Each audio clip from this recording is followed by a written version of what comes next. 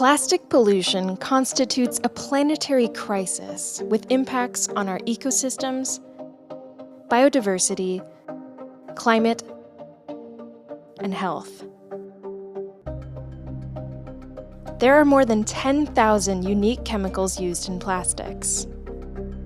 Around a quarter of these are potentially dangerous, and human exposure to these chemicals is linked to illnesses such as cancer, diabetes, and reproductive disorders.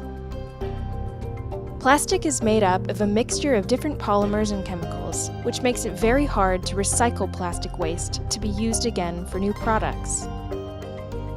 Certain plastic products are particularly prone to littering, such as loss of fishing gear or disposal of single-use products, causing lethal and sublethal effects on marine life.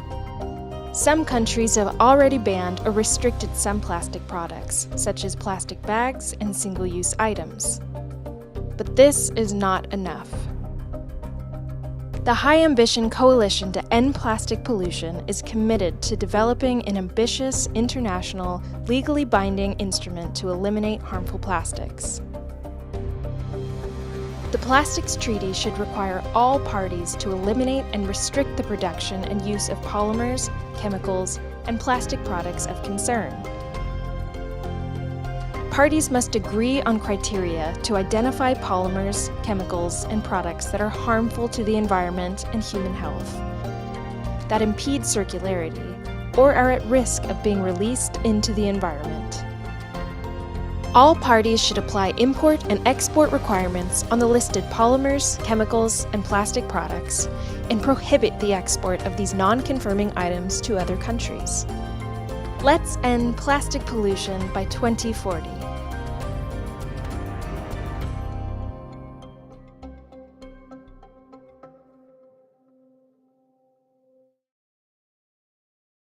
Good afternoon, friends and colleagues. Welcome to this webinar on how the new Plastics Treaty, currently under negotiations, can help end plastic pollution through provisions to eliminate and restrict hazardous chemicals and intentionally added microplastics.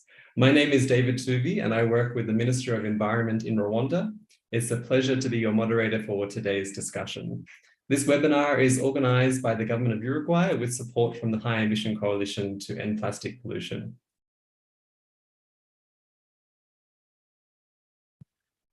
The High Ambition Coalition to End Plastic Pollution is a group of like-minded nations that are committed to develop an ambitious, internationally legally binding instrument based on a comprehensive and circular approach that ensures urgent action and effective interventions along the full life cycle of plastics. Our common ambition is to end plastic pollution by 2040, as you just saw in the video.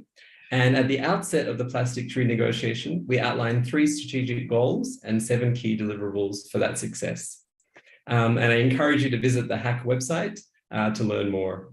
Before we begin the webinar, I would like to remind everyone that this webinar has simultaneous translation for English and Spanish. For those listening in English, please click on the translation icon and select English. For those following in Spanish, you can do the same for Spanish. We have hundreds of people who are with us in the audience, as well as a distinguished lineup of speakers who have joined us today, who you can see on your screen, and we thank them for being with us. They're here to share their thoughts and perspectives. We hope that today will be a good session of learning, of understanding, of challenging ourselves, and of really pushing forward ambition. So we have with us today Gabriela Medina, the Director of the Basel Convention Coordinating Center and Stockholm Convention Regional Center for Latin America and the Caribbean. We have Ayub Machiara, the Director of Environmental Education and Awareness at the Ministry of Environment, Climate Change and Forestry in Kenya.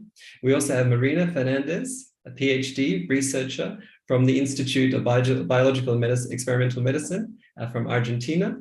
We also have Gaspar Guevara, Strategy and New Business Development Manager at Manuia, representing the Business Coalition for a Global Plastics Treaty. And finally, we have Vito Bonsante, who is a policy advisor at the International Pollutants Elimination Network. Thank you once again for joining today's discussion, for taking time from your schedules. We really appreciate it. We're keen for this event to be interactive. So if you would like to make a comment or leave a question, please use the Q&A box, which is found at the bottom of your screen. You can also use the raised hand section. There's a small button for that if you'd like to make an intervention live. As I mentioned, there's quite a few people who've joined the webinar, so we might not be able to get to everyone, but we will do our best. Now to begin discussions, I'm very pleased to give the floor to Valentina Sierra, the first secretary at the Permanent Mission of Uruguay to the United Nations in Geneva. Valentina, you have the floor. Welcome. Thank you very much, David, and welcome all. Good afternoon, good morning for some of you that are in other regions, and welcome to this event on plastic treaty provisions to eliminate and restrict hazardous chemicals and intentionally added microplastics, that is co-hosted by Uruguay as a member of the High Ambition Coalition to End Plastic Pollution. This event is the third in a series of High Ambition Coalition webinars leading up to the second meeting of the Intergovernmental Negotiating Committee, INC2, on options for elements in the United Nations Treaty to End Plastic Pollution. We are hoping to get into the details of options for elements, obligations, and provisions to include in the treaty text. The coalition is co-chaired by Norway and Rwanda, as you could see in the video, and currently we are exactly 51 members from all regions of the world. We're working together to develop an ambitious internationally legally binding instrument with a common ambition to end plastic pollution by 2040. The coalition have identified 3 strategic goals. Firstly, to restrain plastic consumption and production to sustainable levels. Secondly, to enable a circular economy for plastics that protects the environment and human health. And thirdly, to achieve environmentally sound management and recycling of plastic waste. The coalition ministers agreed on a joint statement ahead of the first negotiating meeting, INC1, that took place in Uruguay last year, where they recognized the imperative to develop common international and binding obligations and control measures in the plastic treaty. Today, we are here to discuss in more detail those potential provisions to eliminate and restrict hazardous chemicals and intentionally added microplastics. The background is that certain hazardous polymers and chemicals that are used in plastic have long-term adverse effects on human health and the environment, and or they create barriers for the recycling of plastic waste. There are more than 10,000 chemicals that are used in plastics, and around a quarter of these are potentially dangerous. Human exposure of these chemicals is linked to illnesses such as cancer, diabetes, and reproductive disorders. Intentionally added microplastic is an obvious candidate for plastic products of concern that could be eliminated or restricted under the plastic treaty. This is just a starting point for our discussion here today on these potentially plastic treaty provisions to eliminate and restrict hazardous chemicals and intentionally added microplastics. With that, I hand it over to David, our moderator. Thank you very much for being here with us. Thank you so much, Valentina, and thank you so much for co-hosting today's event. We're really happy to have this opportunity to work with you on this, and also a big thanks to many of the 50 plus members who are part of the coalition. As Valentina mentioned, this is the third webinar that we have. In the past webinars, we've discussed treaty obligations to reduce plastic production and consumption, and also to increase the circularity of plastics in the economy by creating a vibrant circular economy for plastics. We've seen from our discussions and research that appears to be coming out almost weekly at this point that we need to reduce global production of plastics, and we need to build this circular economy for plastics as well. But at the same time, we also know that plastics will be with us for some time to come.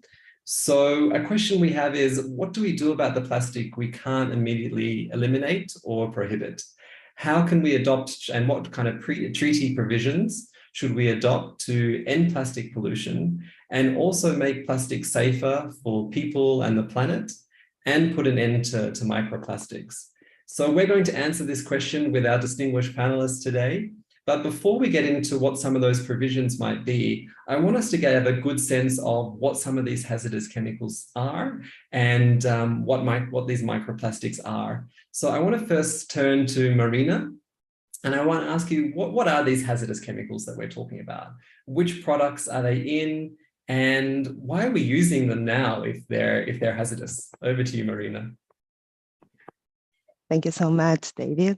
And thank you, Valentina, too. And because the video and the things that you already said cover a little bit of what I'm going to say now. So many potentially harmful chemicals are used during production of plastics as building blocks or as additives. And many of them are endocrine disrupting chemicals. This means are chemicals that interfere with the endocrine system. Your endocrine system is the system that controls all the functions of your body, from reproduction to growth to development.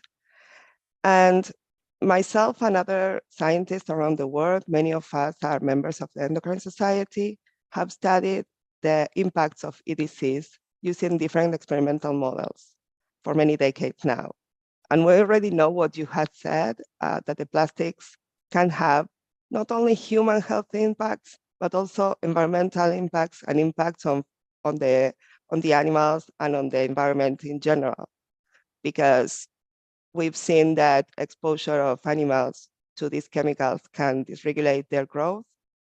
Also, we know that exposure can occur during the entire life cycle of plastics, from production to consumption, and also during disposal and recycling too.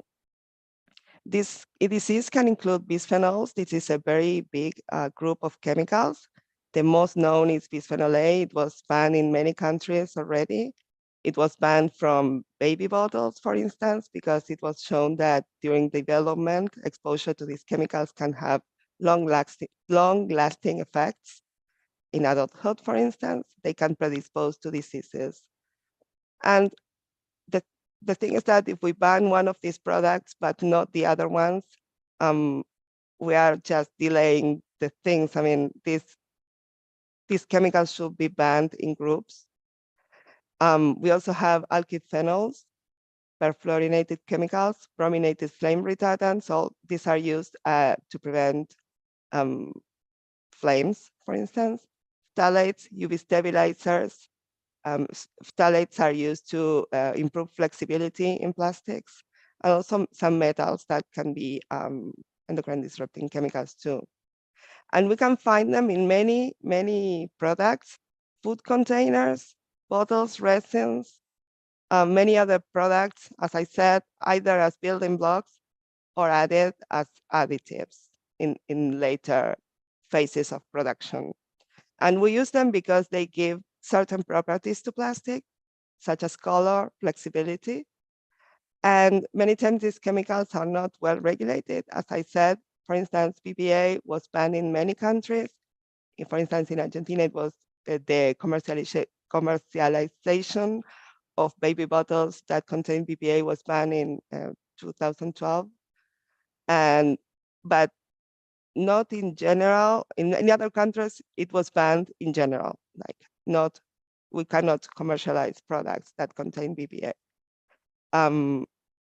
But not all countries screen and regulate chemicals in the same way, or potential EDCs. And we still don't know a lot of things about many of the chemicals that are released every day for use. So that is the part where we think the conversation between the scientific community and the regulatory agencies is important, because we generate knowledge that a lot of times does not communicate well with the regulatory agencies. And this is the part with societies such as Endocrine Society can have a great role, because they can communicate with the different regulatory agencies. Also, the scientific community, such as the Scientist Coalition, can have a good role in this part too. And not only Endocrine Society, but also other scientific societies and health organizations. are communicating with different regulatory agencies. Thank you so much, Marina, for providing that overview. I think it's important to just understand the extent to which these chemicals exist, the extent to which they're being used, and also the differences in the regulations that exist, which hopefully a treaty can overcome. Thank you so much. I now want to turn to Vito to talk specifically to us about microplastics. What are some of these intentionally added microplastics? What's the purpose behind them? And can you give us some examples so we can understand what we're talking about here? Thank you very much, David, and good morning, good evening, good afternoon, everybody around the world. I'm calling in from Canada, and I represent the International Pollutant Elimination Network. I think Marina's introduction is a great segue about some of the issues that we have with plastics. And when we talk about intentionally added microplastics, we're still talking about plastics. It's difficult to talk about intentionally added microplastics as if they were one type of plastics, or with they're not homogeneous. Like they still represent the wide range of plastics that we put on the market with those 10,000 chemicals that were mentioned at the beginning. So the reason why they're added, it's usually because they may be added in cosmetics, because they help exfoliating our skin, but they also use on industrial sites for cleaning. And recently, a restriction in the European Union of intentionally added microplastics has found that one of the biggest exposures that we have to microplastics is the use of microplastics in agriculture. That means that we are intentionally putting in the environment these plastics. And so I think the best answer to the question, what are intentionally added microplastic, is really they are sort of the tip of the iceberg and a symptom of the problem that we're facing when negotiating this treaty. We are deciding to throw tons of microplastics directly into the environment. But the problem is much broader, because microplastics are also created by all the products we use that break down in little pieces. And then we go back at the problem. What are these plastics? And what determines their toxicity and their problems is the fact that they contain all these chemicals that are known to be toxic, as Marina listed some of them. Unfortunately, not great always for the audience to understand these complicated names. I am a lawyer that has been working on chemicals for a long time, and it's always difficult to remember all these families of chemicals. But that is like the sneaky problem behind the problem of plastics, because addressing these, and hopefully today we will advance in that sense, is going to be the issue. At IPEN, we continuously test products, and we find like how these plastics contain toxic chemicals, and obviously then when they break down into the environment, they end up creating more microplastics. So thanks a lot for giving me this chance. Sure. Thank you so much, Vito. And I just want to recognize also that we have people, as Vito mentioned, joining from Canada. I'm based in Kigali. We have people in Geneva, people all over the world. So thank you so much to everyone for joining. Thank you so much, Marina and Vito, for that overview. I think what you mentioned before about microplastics and some of these added chemicals as the tip of the iceberg is really a great way to look at it. They may be small, but they are no means a small problem. And so that's what hopefully this treaty will help to address and overcome. I want to now turn to the other members of the panel, and thank you once again for being with us, to ask briefly to tell us, in your view, what is the single most important measure or obligation that the new treaty should contain to eliminate and restrict hazardous chemicals and intentionally added plastics? I'd like to turn to Gabriella to start us off. Thank you, Gabriella.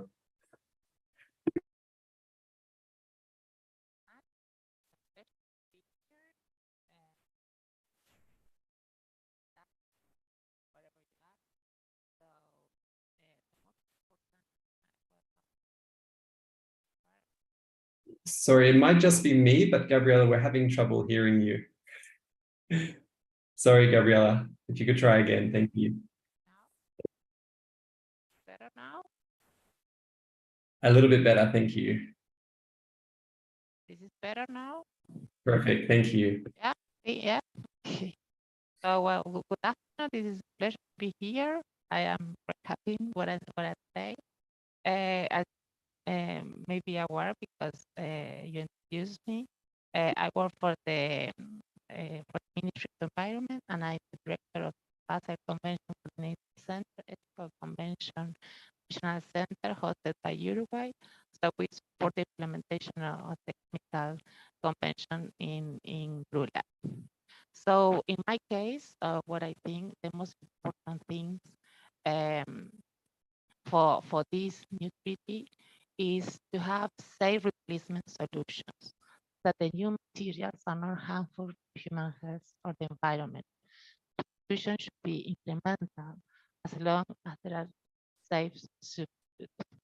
Because this is something that works so much that in order that to replace plastic or additives, we turn into maybe harmful solution as well. So this is something that has to be in place, has to be very serious, has to have a very serious approach. And in order to protect developing countries, because developing countries have a lot of lines to study, for example, risk assessment. But for developing countries or countries with economies and issues, this is something quite difficult, even for example, for customers to have the possibility to control this kind of additives in products. So this is something very important. This is something that we need to work in cooperation and to synergize the knowledge that we have. Okay. Sorry, Medina, sorry, Gabriela, just to jump in there. We're having a little bit of trouble hearing you. Apologies. It might be the microphone you're using. So maybe we could switch to your computer sound and try that if it's possible. Yeah, Yeah, I think maybe in the meantime, as Gabriela is sorting out her sound, I'd love to turn to Ayub, who's joining us from Kenya. Ayub, it'd be fantastic to hear from you about what you think is the most important obligation that we should be considering to make this treaty effective in this regard. Over to you, Ayub. Thank you. I think there is,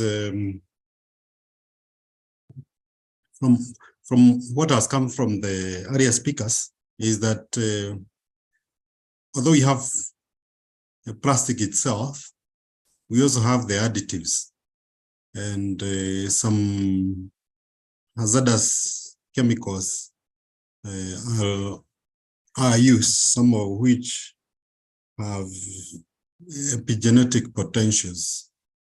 And so the plastic that we have is not just plastics, but it is a mixture of many other products. And incidentally, the challenge that we have is that information is not disclosed to us. And you see, you cannot pick every plastic and take it to the laboratory. What I've noted, like in our country, is some of our plastics are even not labeled. So if you don't have the knowledge of differentiating the different kind of plastics, then you will not know what kind of plastic you're dealing with, leave alone the other additives that we have talked about. And so it is therefore important to realize that for us to be safe, and if we are going to talk about a safe recycling sector, we need this information. It is only available to the innovators. And I'm sure the innovators are people like us, and when you innovate something, you don't go beyond the environmental impact. So there is still a lot of information that is not known about these chemicals. And the treaty should help us to prioritize the issue of access to information. It is so important, and not just access, but we also have to make a decision on what kind of chemicals we are going to live with, because some of these hazardous materials, I think we have to remove them. We have to do some restrictions of these items, and I'm happy that most of the submissions have addressed that matter. This will help us to help the recycling sector to be aware of what kind of polymers and monomers they are dealing with. It goes right down, they are dealing with a mixture of polymers, and therefore we cannot ascertain the quality of our recycled products. And so I think therefore the issue of restriction and disclosure, transparency, is very critical in the coming agreement. Thank you. Great. Thank you so much, Ayub, for that intervention. I think what you mentioned is critically important, that we have a lot of knowledge about some of these additives, some of these microplastics, but that's not often available to the general public. And often these hazardous chemicals make it very hard to recycle these plastics and reduce the quality of the plastics that are able to be recycled. Thank you very much for pointing that out. Gabriella, let's turn back to you now and see if we can connect clearly. Thank you. Let me try again. Could you hear me?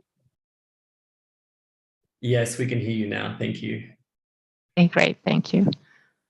I was saying that the most important thing is to have safe replacement solutions so that the new materials are not harmful to human health or the environment. Substitution has to be incremental as long as we found safe substitutions. Because we have to think that, for example, in Europe or in developed countries, there is an easy way to study risk assessment for the additives, but in developed countries, that there is the part of the world I represent. There is a gap on this kind of risk assessment. So to have safe replacement solution and incremental substitutions is a very important part of this treaty. I hope you can hear me.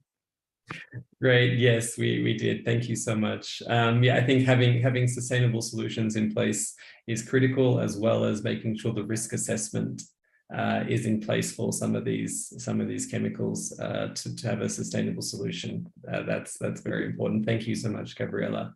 Let me turn now to Gaspar, representing the Business Coalition. Thank you so much for being with us.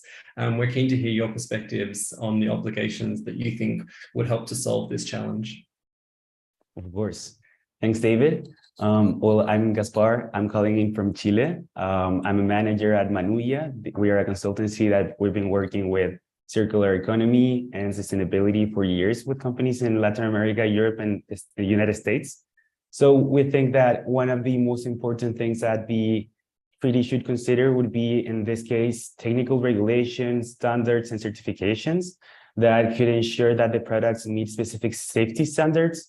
And that would be basically focusing on how can we ensure that states require that plastic products meet safety standards that are basically upon a common vision for the whole world. And that also brings a light on a really big challenge that we will have on the Global South that is related to the informal sector. So how can we actually achieve this in a way that is holistic and also systemic, so that we also tackle that part of the problem that is a part of the reality of the whole Global South. And in that sense, I hope that the treaty also should or is capable of tackling that part of the whole issue, right?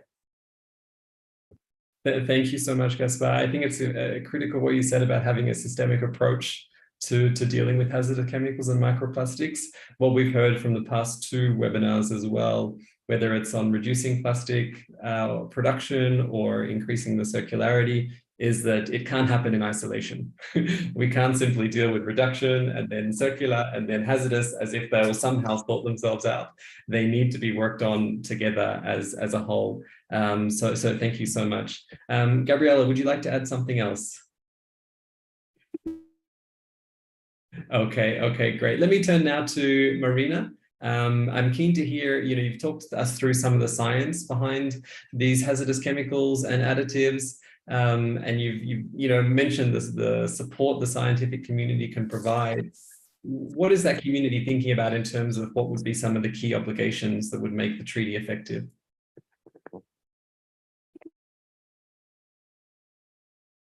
Thank you. One of the things we think it's important is to first reduce plastic production. Everyone has already said that.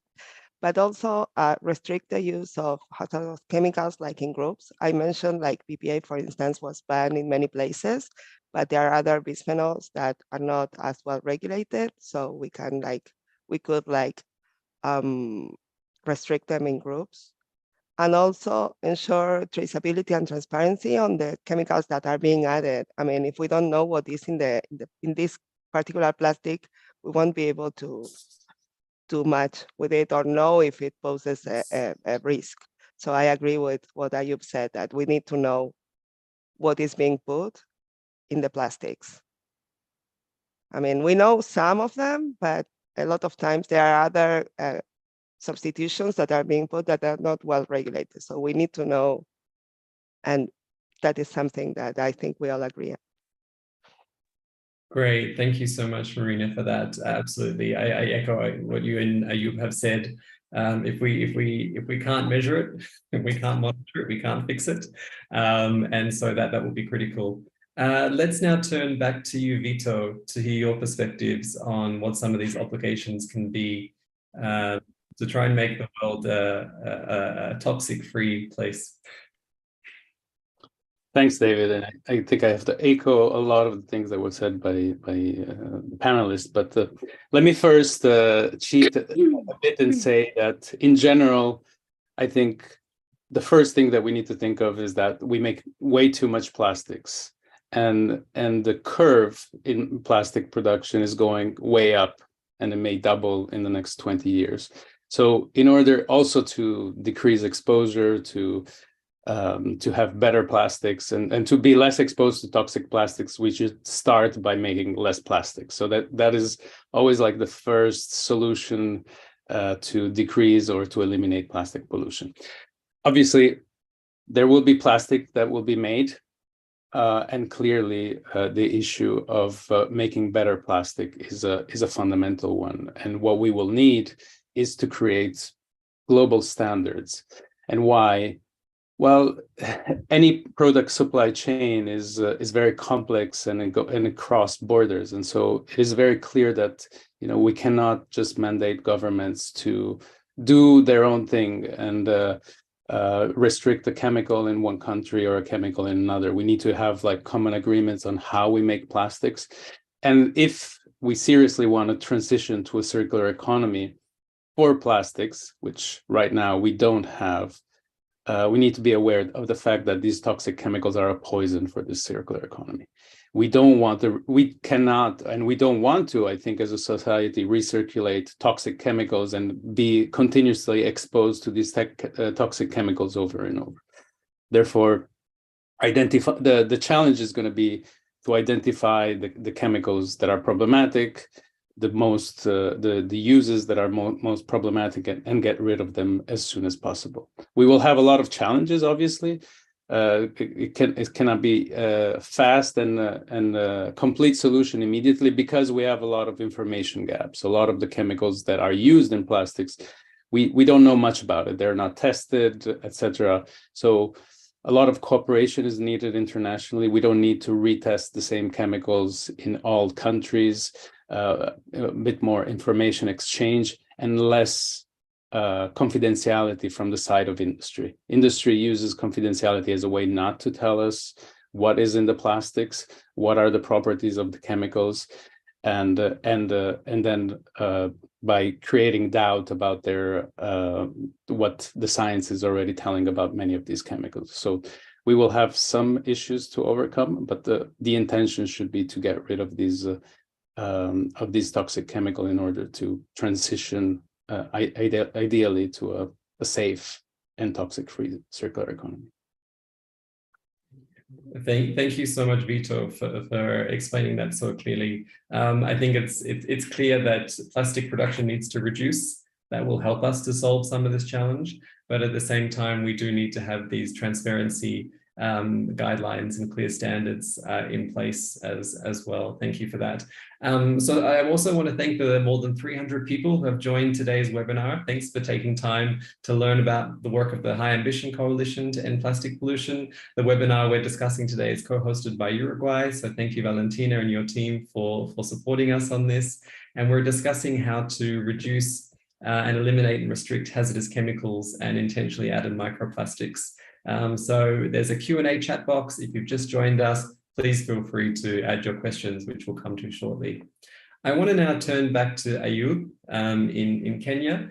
Ayub, I'm keen, you mentioned that transparency will be a critically important element. So what does that look like? What is the knowledge and information that we will need to ensure transparency? What do we need to know about these hazardous chemicals and microplastics to make good decisions about how to eliminate them? Thank you. Thank you. I think for us to decide on the kind of transparency that we need, we have to start by looking at the players. Who are our players in the plastic sector? And you realize that it starts with us as the consumers. We need that information because some of the additives, because of the environment, some of our products could be kept in the sun for a long time, and some of those chemicals may change and maybe dissolve in the product. And so information is needed across the board, from the lowest level, the consumer level, so that it can help us even to make decisions that this product is safe or it is not safe. And the other person who requires the information is even the recycler. The recycler, you remember, he is handling different kinds of monomers, different kind of polymers, and then the additives. So you can see the kind of complex gel, complex items he has in his pot. And so he needs to know what is there. Like we said, we would like to know the quality of our products, because some of the recyclers that we have, even in our country now, they are developing food grade plastics, plastics to be used to hold food. And if the original material is not known, we don't know what made the original material, then we cannot guarantee the quality of the products in our market. And so the kind of transparency we need is number one, to all throughout that is to all the players. Number two, it should be harmonized across all the players, and that is why we need the international, the global treaty to make sure that all of us are doing the same kind of disclosure. And we need the disclosure that can help us to make decisions at diverse levels. So that's my feeling. Thank you. Thank you so much, Ayub, and thank you for breaking down the kinds of users of plastic and the impact that it has on them, whether it's a consumer who needs to make decisions for the health of themselves or their family, whether it's someone who's recycling in their business and they need to know what is actually in these chemicals. I think you're right in that a treaty will provide a harmonized approach. I want to turn now to Gaspar and ask about the business community's role in this effort. What is it that the business community can do to share the information about what's going into these products? And can some of this stuff start to happen even before a treaty gets in place? Of course, great. Thanks, David. So actually, the business has been working around the toxicity of plastics for a while now. There has been a lot of different efforts. For example, a lot of companies are establishing negative lists of products and plastics that are being banned or in a roadmap to be banned in the near term.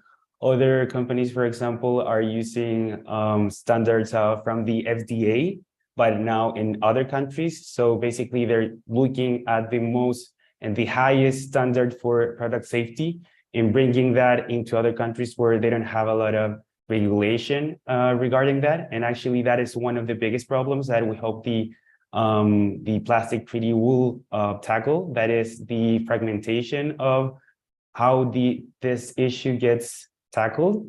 And other companies are actually building brands only focused on the fact that they're basically safe for people and the environment. In that sense, we are expecting to have a global or a more global standard around these issues. And we also have, for example, other companies that are going even further and looking at, for example, cradle-to-cradle certification that basically assess the use of chemicals and materials and how well or bad could be for the environment and the consumers, right? So in that sense, what the business is expecting, the business world is expecting from this is to have clear and global goals, targets, and obligations that are looking to this, define a comprehensive and coordinated set of upstream and downstream policy measures that basically levels the field for all of the companies that are part of these issue. Also providing instruments and to support implementation for also and more so for the global south, where we know that there's not a lot of infrastructure to actually achieve this, and to include provisions to protect and respect the livelihoods, health, and labor and human rights of all of the people that are involved in the value chain. Also looking, for example, at the informal sector with the waste pickers that are part of the solution and have been part of the solution for many years now. Thank you so much, Gaspar. I think it's really great to hear about the way that business is moving forward, both on its own, side, but also the way that consumers are demanding some of this change as well, and that businesses are responding to it because it makes good business sense. Vito mentioned that there are some in the business community or some of the manufacturers who kind of use this confidentiality, aspect to not release some of this information. Do you think that trend is changing with some of these commitments that are being made? Definitely. Companies are really eager to have more information regarding this. They know that it will be part of the trend and people are asking for it. So I think that is a really big issue that companies are now really looking into more details from their supply chain. And we will only achieve this once we have the regulatory framework that would allow this to happen. Okay, great. Well, let's hope, and I'm sure we can achieve it, that the treaty will provide that standardized framework and reduce the fragmentation, both of the plastics themselves, but also of the policy environment as well. I want to turn now to Gabriela to share maybe some of the experiences that you've seen around the world that have been effective so far. So we know that the treaty needs to create these standardizations, have harmonized approaches to reducing and eliminating these hazardous chemicals and microplastics. What's working so far? What have you seen?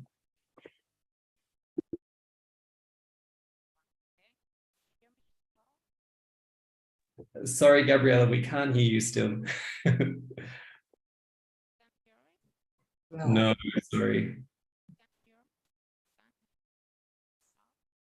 Not yet, sorry. Maybe without the headphones. You can hear me now? Yes, that's better. Thank you. Thank you. Sorry for that. Okay, great. What I have seen, well, we have, first of all, talking about additives, we have at the global level, we have the Stockholm Conventions. These include plastic additives such as flame retardants, PBDEs, HBCD, HBB, and the Stockholm Convention lists PFOS and PFOAs and related substances. The Stockholm Convention, this is a global treaty. So the parties that are part of it, they have to make action plans to reduce this kind of plastic or to control. But there is a pity because some of the POPs that I have mentioned before have received exemptions under the Stockholm Convention for the continued time used these additives in several applications. So they still are present in plastic products or other polymers, increasing the stock of plastic or other polymers containing this POP. Regarding the Basel Convention, this talking about waste, and the Basel Convention set 3 provisional low POPs limits of, for example, PBDEs in waste that determine the recyclability. Other cases, for example, the European Commission have banned BPA in bottles, as well as US and Canada and other countries, for example, as well in Uruguay. Other initiatives we have is, for example, ASICOM. This is a voluntary approach, has a strong link to additives in plastic, for example, chemicals in products, EDC, endocrine disruptive chemicals, hazardous substances within the life cycle of electrical and electronic products, nanotechnology and manufacturing of nanomaterials, perfluorinated chemicals, and the transition to safer alternatives. So we have this at global levels. We have at regional level. We have the EU Commission that have been working in a document on restriction roadmap and the chemical strategy for sustainability, and has compiled a list of groups of substances for restriction, included several plastic additives. Industry has a range of global activities to face hazardous chemicals out of products. For instance, the Zero Discharge of Hazardous Chemical has developed a manufacturing restricted substance list of chemical substances that are banned from intentional use in facilities processing textile materials as leather, rubber, foam, adhesives, and trim parts for textile, apparel, and footwear.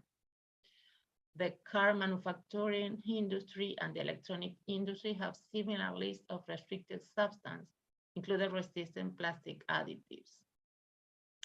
So to protect a consumer from exposure to additives, some countries and regions have established requirements for additives and for the recycling of plastic in food packaging as well.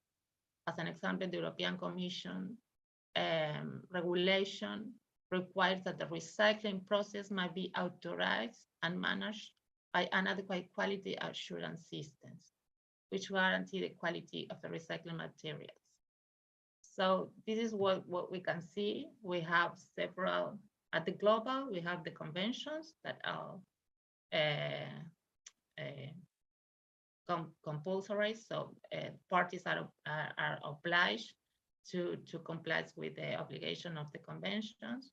We have some regionals like the European Commissions, the US, and the industry per se. We have SICEM as a voluntary approach, and now we are negotiating this committee.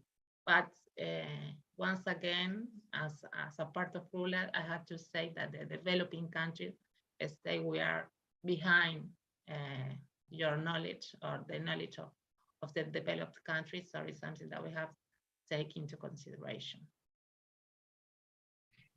Thank you so much, Gabriela, for that. I think there were two aspects that you mentioned that I think are important for us to follow up on. One was that there are some existing conventions that do cover some of this, but there have either been exemptions or there are some gaps.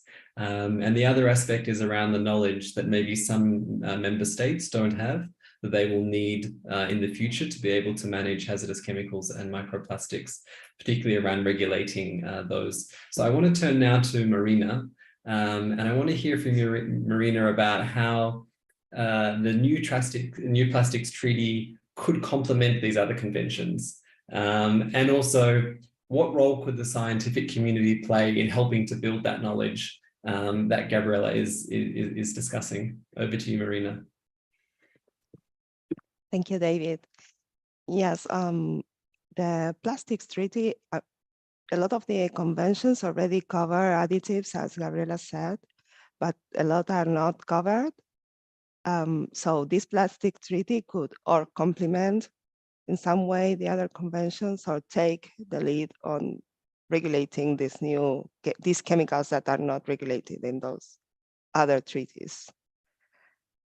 So this is an opportunity we have. I mean, if it wasn't done before, we can do it now. And as a scientist and part of the scientific community, I can say that we are all ready to help the member states. I'm also part of the Latin American countries. So, I mean, I agree that there are a lot of things that we don't know, especially about what people in our region, what happens with the people in our region. We don't know a lot about that. But we can group and think about ways of investigating what happens in our region. Also, how to research the chemicals that are in the region, but what happens to our population. And one of the things that I've been doing is like grouping with other scientists from RULAC, from Argentina and from other countries in the region, also from the international scientific community. As I said, I'm a member of the Endocrine Society, so part of the international community. But I think we also need to focus on what happens in every part. We know what happens in the European Union, but we don't know a lot of things that happens around here. So I think that is important also to think about. And we are here to help. I've been approaching several people, several delegates, and we are here to help in any way we can. I know that for sure, and I know that every scientist wants the best for everyone. So that is the only thing I can say. We're here to help. Fantastic. Thank you so much, Marina. I think we've seen from other success treaties like the Montreal Protocol that the scientific community has played a critical role and a very complementary and supportive role of negotiations, helping to not only understand the problem, but to assess the progress as well. And I think that will be a critical role of the scientific community to demonstrate progress to the international community once the treaty is in place. Thank you so much, Marina. I want to turn back to you, Vitor. We've heard that these additives, these chemicals can impede and hinder the circular economy, and that we can't have a circular plastics economy if we have these toxic chemicals. Given that there are so many, given that there are 10,000 of these chemicals, what criteria should we use to determine which ones should be eliminated, which ones should be restricted, which ones can be kept? How do we make that decision? Yeah, that's $1 million question, David. But generally, I think, I mean, reading, for example, the High Ambition Coalition submission or Uruguay's submission calling for, highlighting that the world is polluted by plastic containing hazardous chemicals, that should not be we shouldn't be scared about that. Like often, true, there are many chemicals, but from a regulatory point of view, they can manage. If we think about, for example, PFAS, is so-called forever chemicals that are used beyond plastics. Like there have been over 10,000 of these chemicals that have been identified in one group. So I think what is challenging for this treaty is that we need to look at new ways for regulating plastics and chemicals, and this is quite a novel thing for the international community that tends to consolidate things that have happened already in a few countries. The Stockholm Convention is a good example of how to identify chemicals of concern. It's a bit too slow because it doesn't systematically look at groups of chemicals, and because we need to deal with so many, we need to take a bit more courageous approaches and more precautionary approaches. Like we don't need to look for certainty of harm, but the way is, first of all, we need the transparency, knowing and making that information flow in the supply chains will help decreasing the problem, because some companies will have a better understanding of the chemicals that they are using in their product. It may sound strange, but when you buy a component for a product, you don't know what is the chemical composition of that product. So you know that will already help businesses make better choices and choose not to pollute the environment and pollute human health. And then we need to start to somewhere like choose like the biggest problematic chemicals where there's biggest use and start to phase them out as much as possible. Ms. Medina was talking about the need for substitutes. Innovation will be also important, but the most important thing is like recognizing the problem and start to list them and name these chemicals that are problematic. But there's nothing to be scared about. They are big numbers, but it's sometimes beyond our understanding, like how to regulate chemicals. But they can be grouped and they can be assessed in many different ways. And there are a lot of agencies worldwide that are working on that, and the international community needs to come together also in sharing that information. Thank you. Thank you so much, Vito. I think you made some terrific points there. One question I guess I'm interested in, and drawing on the experience of the Montreal Protocol, which obviously phased out CFCs but introduced HFCs, which created another problem, and which is now on the way to being solved through the Kigali Amendment. How do we make sure that the things that we're restricting and eliminating, that the replacements aren't just as bad, or we come to find later down the line that they're also problematic in different ways? What kind of safeguards can we put in place in that respect?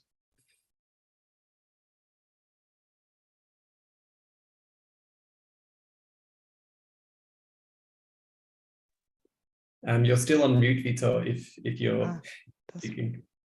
Sorry, David, my connection was unstable, so I the core of your question. So if you don't mind. Sure. I was just saying that as we go through this process of eliminating and restricting some of these hazardous chemicals, we're going to need to find substitutes. So how do we make sure that some of those substitutes aren't just as dangerous or have other problematic impacts for the planet and for people? How do we safeguard that process? Yeah. Thanks, David. I think one way, and it was hinted also by Marina, is the fact that we need to start to group chemicals that we assess. And the reason why that is like a first way to avoid regrettable substitution is that historically we know that chemicals have always been, that have been banned, have usually been substituted by a chemical very similar, structurally similar, or part of the same group. So that is an initial way of going about it. The second way is not to allow generally chemicals to be widely produced without knowing their toxicity that happens to them. They enter into the environment and how they react with our bodies. So more knowledge, and especially not stop giving a pass to industries that just put on the market products without knowing that they're safe. This is common practice in every other business. You wouldn't want to live in a house that you're not sure is safe, is well built and constructed. Why should this happen in the world of chemistry? So Sure. there's a lot of them, and there's a lot of data needed, but that's fundamentally the issue. Absolutely, and thank you so much for describing why grouping the chemicals together is so important. Gabriela, I saw your hand up. Would you like to contribute as well here? Yes, because Vito has some problems with the audio. We need to know for sure what they are present in the plastic or in the substitute.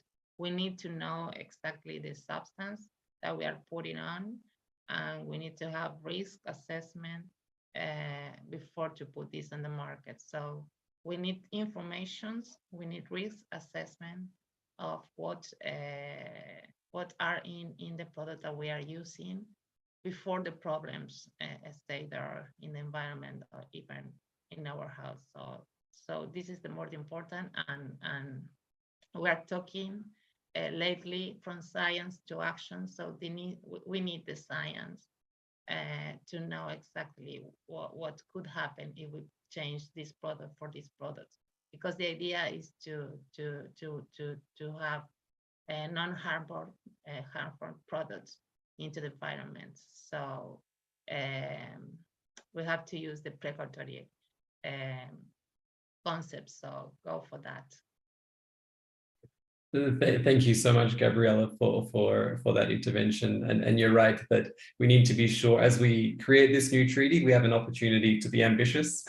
As a high ambition coalition, we have an opportunity to, have concepts like risk assessments and precautionary principles in place. Marina, I see your hand up as well. Yes, I also wanted to mention that a lot of times the effects of many of these chemicals are not immediate. So you see them later if an animal or a human being is exposed during the infancy, for instance, you see the effects in the adulthood. So we have to keep in mind this. So that is one of the reasons why it took so long to ban some of these products.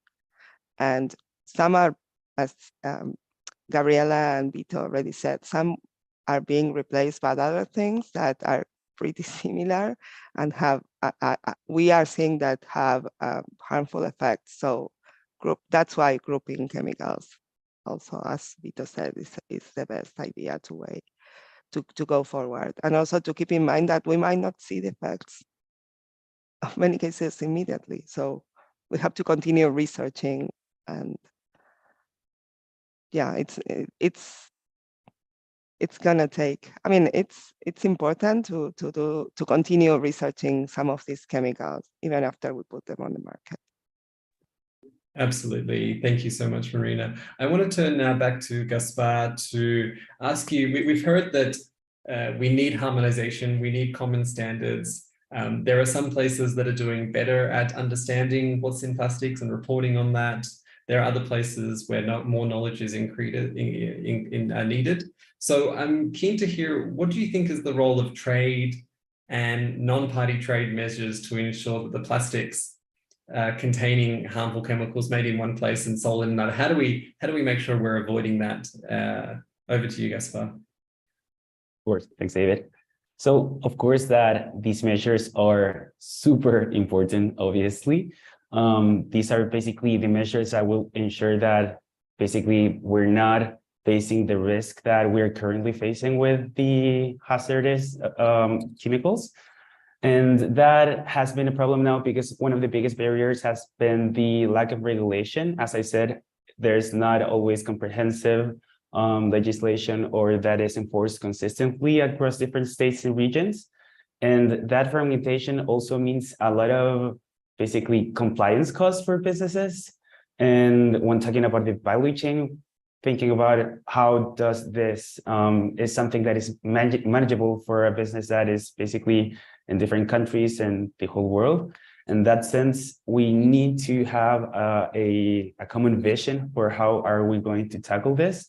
And basically, the two ways in which we can do this is either with measurements, with non-tariff measurements, such as regulation, technical regulation, standards, certification requirements, to ensure that we're using plastics that are safe for human health and the environment. But we do need to take, and I really want to be really emphatic in this, the fact that we need to take in consideration the informal sector and the reality of the global south, because if we don't really realize the importance of this, the problem could be leaking from another part, right? From another place that we're not seeing, right? So in that sense, having global rules will be really important, but that also consider all of the different realities that we have in the whole world, especially in the global south. And this should take into account, for example, what are the plastics that are at high risk of ending up in nature or in other parts, and that should be prioritized for elimination. We need to be really clear on that. Also, what are the sector-specific materials and combinations that we should start phasing out of design?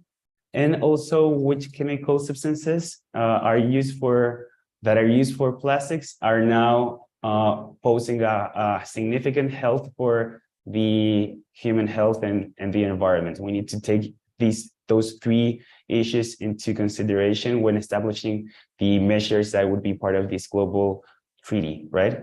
And this would be really beneficial for business because it would give clarity on where are we heading on this. That would give a lot of confidence on basically developing more efforts and placing more investment on developing new alternatives to be part of the solution and not be part of the problem. And that's what the Business Coalition is aiming for. And we are hoping that comes out from this treaty. Great. Thank you so much, Gaspar. And I think that's well noted on the role of the informal sector.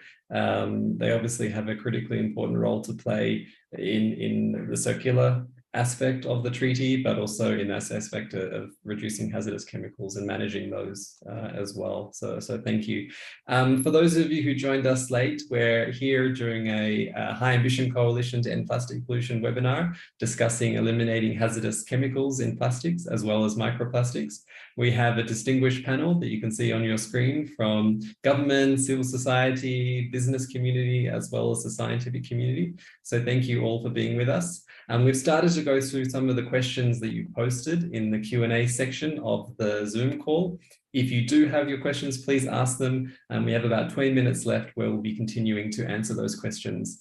I want to turn back now to Ayub to ask you about the way that we might be able to list some of these chemicals. So should we be using a whitelist or a blacklist approach for regulating the chemicals? Would that be effective? And what's the difference between those two, actually?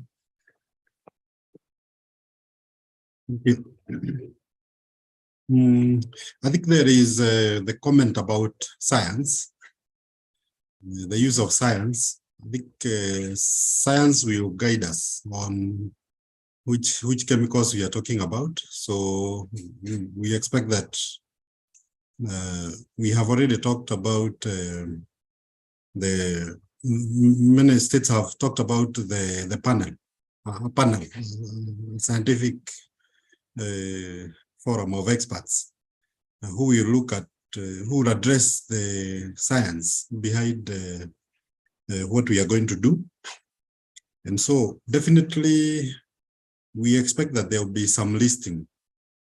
Some listing will be done of which chemicals we are talking about and reasons why. The why question is very important. But also, since not every, even the other plastics that remain, we are also expecting that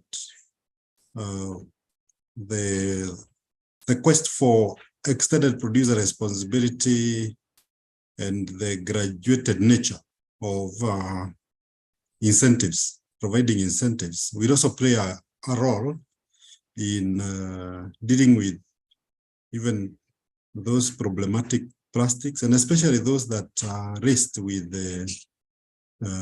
hazardous chemicals. So I'm sure the recyclers will demand that we have plastics that are really circular. And also, I also see a scenario where the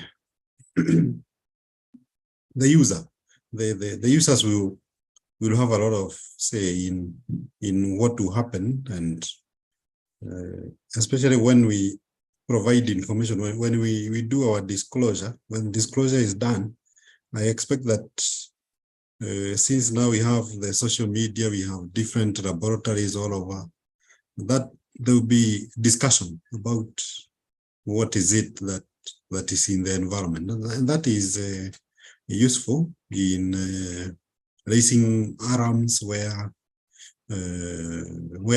scientists have not yet included a product in the list. So listing is important, but we hope EPR will also help us in eliminating some of the problematic fractions. Thank you. Great. Thank you so much, Ayub. That's very helpful. And I hope for Christina Dixon, who posed that question, I hope that Ayub's response was sufficient and helpful for you. I'm also keen to just to hear from the panel that we've heard from Vito that these chemicals impede recycling. So what do we know about these plastic and these chemicals if we want to reuse them? Can plastic products even be designed in a way where they can be safely washed, sanitized, and reused? This is from Mark. Do we have the technologies in place already to be able to create these products, or do we need more research? And that's open to any panel member who would like to respond.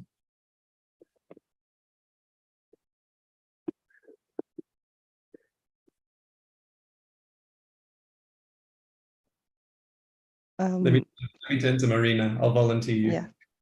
Okay. Yeah, I also unmuted myself. So there are a lot of experts. The Science Coalition has experts in different kinds of recycling. So, I mean, I'm not an expert in that area. I'm expert in the endocrine disrupting chemicals, but I mean, I can point or I can think of some people that could answer that. I think we need more research on that. I mean, that would be my initial answer. But the thing is that if we don't know what is in the plastic and we recycle them, we don't know what we're recycling. So I think that is one of the answers that I will give. But I know there are some people that know about that more than me. Sure. Thank you, Marina. Gabriella has raised her hand. Over to you, Gabriella. Thank you. And the main problem, and it's a very good question, is that when we recycle products and we have these kind of additives that there are quite dangerous or hazardous, we continue that these chemicals are still in the loop of recycling or in the loop of the plastic. So that is the reason that we need to know exactly what there are in the plastic in order to have a good segregation in case there are present, and do not interrupt the life cycle of chemicals.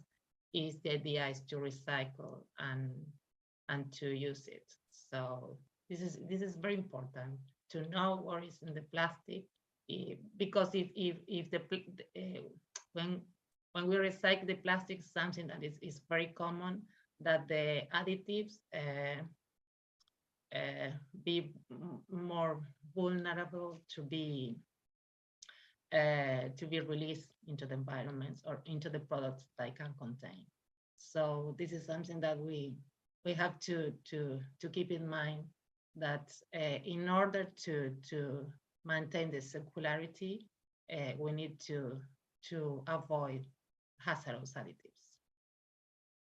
Great, thank you so much, Gabriela, for that. Let me turn now to Vito. We'd love to hear your perspectives on this. Thank you, thanks, David. I think what we need to look at the bigger picture, meaning that first of all, we need to think about the fact that most chemicals and plastics are made of fossil fuels, and we're also in a transition period in our society where we want to start to keep those fossil fuels in the ground, and innovation should be a guiding perspective. And so we shouldn't only think about the status quo, but regulation is really usually a driver for innovation, for creating new products. And so we're also having a bit of faith in the progress, despite all these blocks that we may have on the road. The second thing that I wanted to raise is, like, there have been scientists calling for chemical simplification in plastics. So why do we have all these? Why do we need all these chemicals? Why do some plastic contains hundreds, even thousands sometimes of chemicals? So can we start to make plastics that are more simple, less toxic? And then that would mean that for the circular economy, they can be recycled, they can be reused a bit more safely. So these kind of questions will be raised, but it is important to start to have these chemicals and these problematic materials identified. Otherwise, we won't create that critical incentive for innovation. Yeah, absolutely. Thank you so much, Vito. I think a clear message that's coming through from our panel today is we absolutely need to know what are these chemicals, where are they present, how are they being added, and what impact do they have on both people and the environment. I want to encourage our participants, thank you to the more than 250 people who have joined. If you would like to ask a question and join the discussion, please do raise your hand and we'll be able to take your question, and you'll be able to speak directly. I'm keen to ask the panel, and this is an open question, and maybe one that can go to Gaspar to kick us off, is what would it look like for a consumer for them to see, or to understand and know what a safe plastic looks like? How is the business community thinking about that? Well, actually, today, that's one of the issues where we have less information about. Actually, we still have products that are using materials that are toxic and that are in packaging products and in candies for children now. We're still seeing that. So we currently have no visibility on how hazardous chemical could be even in the products that are being sold for children, right? And in that sense, we still need to have more alignment from the business sector, trying to really be explicit on the type of material and product or chemicals that are using for their packaging. That's something that one would think that it's really like a given, like something that it should be really obvious, right? But it's not really in place. And in that sense, having more information from the product to the client would be a really good first step, for that consumers know what they're basically putting into their mouths. And also that could be that's something that could also be implemented in other sectors, other industries, right? But I feel like the first and the most obvious part is like the packaging of the products that we currently eating. Yeah.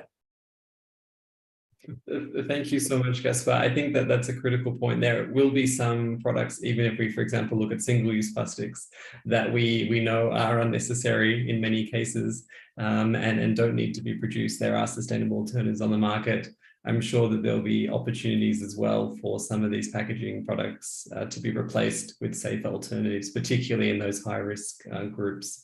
Thank you so much for that. I want to turn now to one of our guests, one of our attendees, Nelson, to ask your question. Nelson, feel free to unmute your mic and ask your question to the panel. Please also introduce yourself. Thank you. Thank you very much, David. Can you hear me? Loud and clear. Great. I'm Nelson. I'm from the Brazilian Ministry of Foreign Affairs. And we have been leading the negotiations within the INC. And I have a question for Gaspar. And so it's about the role of the informal sectors, more specifically the waste pickers. That's as you have stated, that is a main concern for the global South. That's a very important sector for our economies. And I would like to ask you, how does the Business Coalition envision their role? If you could elaborate more in terms of specific examples of what should be addressed in order to take into account the needs of that sector. Thank you very much. Of course. Thanks, Nelson, for your question. So we do know that the informal sector waste pickers has been a key stakeholder within the current state of the problem, because they're now who are basically mobilizing the waste and giving them value in the current value chains, more so in the global South, right? So in that sense, we know that they also need to be part of the solution. And that's why we've been talking so much about a just transition, where also their needs are part of the convergence of the new vision for plastics and the future of these type of products. So in that sense, we're really aware of their role and how they should be part of the solution in the future, where all of their needs and their capabilities are retrofitted into this new plastic treaty, because they will have a really important role trying to achieve the solutions that we so desperately need, right? I don't know if that answers your question, Nelson.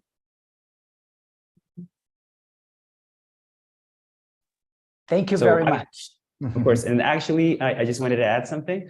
We know that there are like principles of fair circularity, and there are a lot of companies that are working around that, and that is basically trying to achieve a just transition for waste pickers.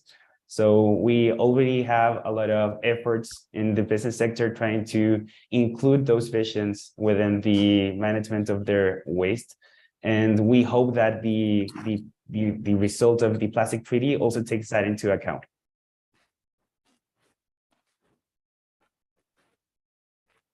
Great. Thank you so much, Gaspar, and thank you, Nelson, for joining us, and thank you for your question as well. As we come to the final few minutes of the webinar, I wanted to give an opportunity to the panel at large to share their final perspectives.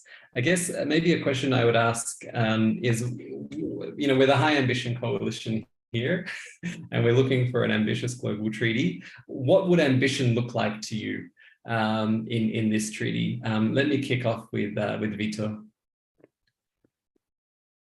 Thanks, David. Well, the progress that has been made in the discussion about plastics, from a pure marine litter issue to plastics and their negative impact throughout the life cycle, has already shown that the problem was much bigger than we were thinking it was. And I'm sure that science and the scientific community will be able to contribute even further, and it's already highlighting all these issues. So ambitions means taking into account and not being afraid of the difficulties, like not focusing on the fact that the chemicals that are used in plastics are many, and that are difficult to regulate and to identify. We all went back to the issue of transparency, which is a very common problem that we are aware of when we talk about chemicals. But ambition means identifying the problem and solving it. And a way of solving it is starting from, ideally what I would want to see is that not only we acknowledge the problem, is that at the end of the negotiation, we already have a list of priority chemicals, priority group of chemicals like Marina has listed at the beginning, phthalates, PFAS, bisphenols, that we know are on our watch list and should be targeted for substitution, and that will be a good day and a good starting point, and that will mean ambition. So we hope that the member states will go in that direction. Thank you. Fantastic. Thank you so much, Vitor. Let me turn over to you, Gabriela. What would ambition look like for you? Thank you, David. Ambition is to try to achieve our aims. Ambition is ambition is to form people as well, to decide what they can consume. Maybe ambition is to change consumption patterns. Ambition is to make people to, if they decide to consume whatever, they can decide in a way that they know what they are choosing. Great, thank you so much. I think that message about providing the knowledge, making that knowledge available so people can make the smart choices, both policymakers but also consumers, is critical. Thank you so much. Let me turn now to Marina for a final word. And also, Marina, please tell us what BPA means. We've had a few questions in the chat. We've avoided most acronyms, but that one we've said a few times. So please let everyone know what BPA is. BPA is an endocrine disrupting chemical. It stands for bisphenol A. It's a chemical. It stands for the structure, but it's a chemical that's been studied for many, many years. And although the effects on human health and on different animal models was very clear, it wasn't until very recently that it was banned from many countries. So, and in some countries only for specific things, not globally. So, and bisphenols are a family of chemicals. A is one of them. S is another one that is being used as a replacement. So that's why I said banning bisphenols as a group of chemicals, it's a better idea than banning specific ones. And I wanted to answer about the what does ambition look like for ambition? you? To me, when I think of ambition, I think global, of course, where information is also exchanged globally, where scientific community has a place to help take informed decisions, where the obligations are also global, like traceability and transparency. Everyone has to address that. And where we can collaborate among each other in the way we are already doing. I think that this treaty has given us the opportunity to see who knows what and collaborate in that way. If I don't know something, for sure I know someone that knows that. And I was thinking, for instance, someone was talking about the microplastics and the plastics and how, plastic can absorb a lot of chemicals. And although I'm not an expert on what plastics can absorb in nature, I know a lot of people who are. So I think we have to take advantage on what we already know and the connections we already have. And the endocrine societies, scientific community like the Science Coalition, all these communities can help in many ways. And you just need to ask what you want to know. And if anyone doesn't know it, for sure, there's going to be someone else who knows that. So I think that is the most important thing to me. Fantastic. I absolutely love the approach of ambition being global, ambition being a set of common responsibilities, but also ambition looking like collaboration and supporting each other through this process. Let me now turn to Ayub. What would ambition look like for you for a successful treaty in this area? Thank you. Thank you. I think we are coming from some status quo, some status where we have a lot of plastics and which are laced with these hazardous items, including additives and microplastics. And so the high ambition in our case, therefore, should be a transition. I mean, we would like a treaty that really emphasizes on transition to circular economy. I think we know where we want to go. We would like to have products that are safe and that can remain in the loop. While we do this, we also realize that we may, although we may kick out some items, we may need to embrace a discussion on alternatives, issues to do with innovation and science, and transparency, where information is available so that people can make the right decisions. People can know whether a product is promoting is promoting circularity or not, so that all of us are moving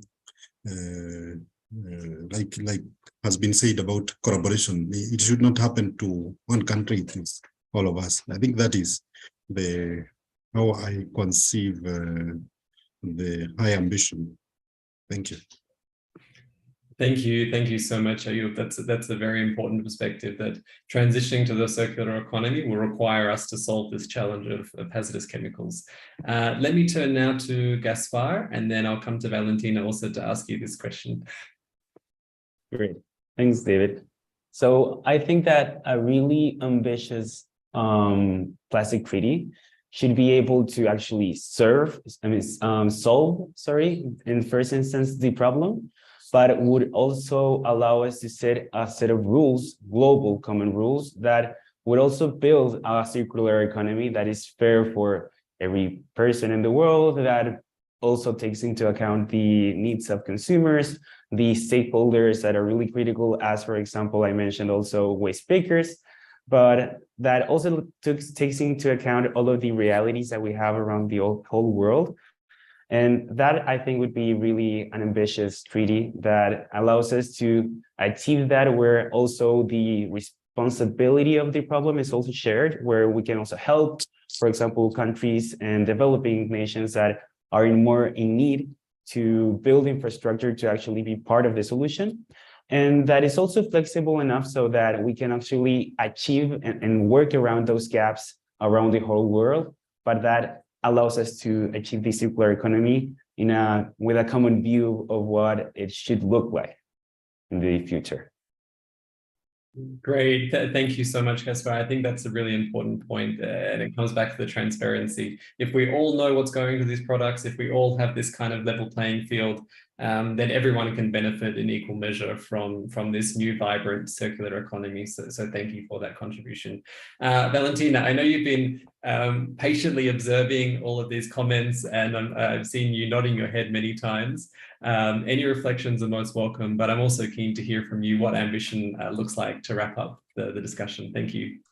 Yes, thank you very much, David, and many thanks to all of you. It was really a very interesting and enriching panel, and it's amazing to hear how aligned we are, and you know, all the main concerns that we have were already raised. But I would also like to share what the ambition is for us, for Uruguay. We consider that we need a treaty, a plastic global international treaty with core obligations and control measures that has to be supported by strong means of implementation, so that us and all developing countries are able to implement these provisions and also to comply with the obligations towards our main goal that we will set hopefully soon in the INC process.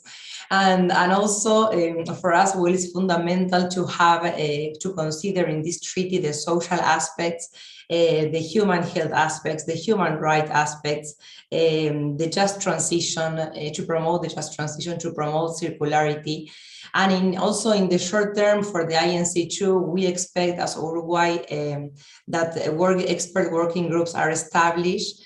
We can start with contact groups and then working groups in the intersectional process. So they can identify, these experts can identify these polymers, these chemicals of concern, this plastic of concerns that should be phased down or phased out. And also we expect that they recommend to the INC a potential list of these substances and products to be eliminated or phased down. Also, the criteria for sure is fundamental to develop the criteria to identify this kind of substances and products. And also we need to have a MEA,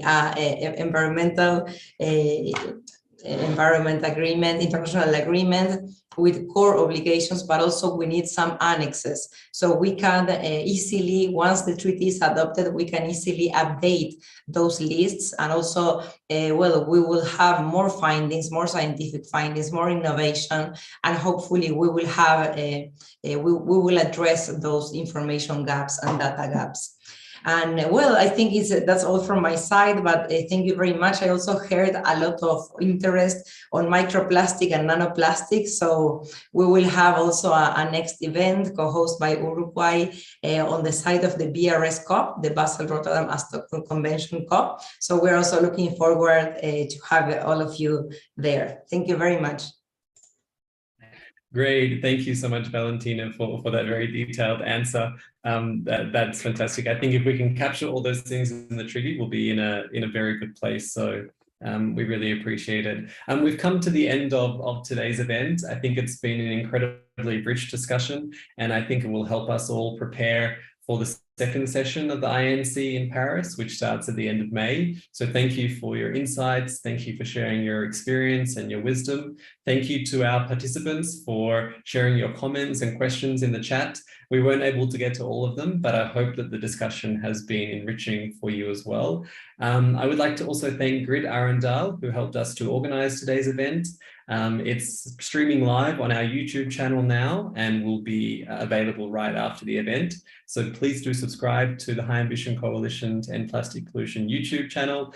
Please do follow us on Twitter and also on LinkedIn as well. I'd also like to thank Miguel, who is our translator for today. So Miguel, as you're translating this, you can thank yourself to the participants. We really appreciate it. A big thank you finally to Valentina and your team for your support in co-hosting. There will be another webinar in this series, which will be focusing on reducing the release of plastics into the environment in mid-April, on the 13th of April. So stay tuned, follow us on Twitter, it's @HAC Plastic, and also on LinkedIn, we'll be sharing more information.